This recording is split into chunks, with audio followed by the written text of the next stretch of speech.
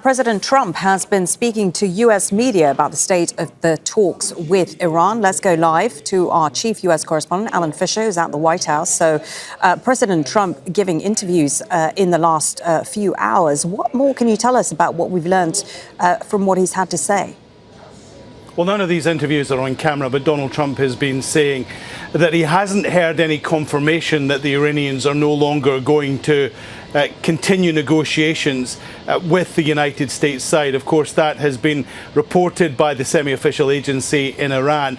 What he did say is he thinks they have been talking too much, and a period of silence might not be a bad thing. He's also said, just in the last few minutes, that he doesn't care if negotiations with Iran are over, and also he doesn't worry about the cost of oil.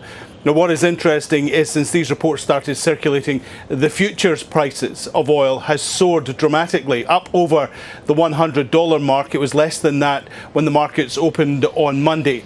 And at least one CEO has said that there is the possibility that because of the lack of stock that they have, that the price of oil may go as high as $150, $160 a barrel.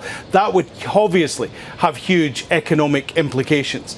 Now, it's been reported by an Israeli TV channel that Donald Trump has been in a telephone conversation with Benjamin Netanyahu in the last hour. No confirmation from the White House side on that.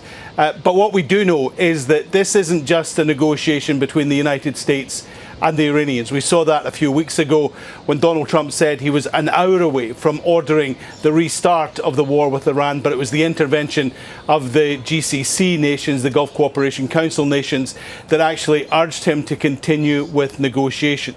So there may be a breakdown at the moment in negotiations. Of course, there have been incidents between the United States and Iran militarily in the last week or so, and so we're in a state of hold to a degree, as we have been over the last couple of weeks, that we don't know whether negotiations are going forward, and we don't know whether Donald Trump is about to restart the war. But what he said, just to recap, in the last hour, that he thinks they have been talking too much, and a period of silence with the Iranians might not be a bad thing. Okay, thank you for that. Our chief U.S. correspondent, Alan Fisher, there at the White House.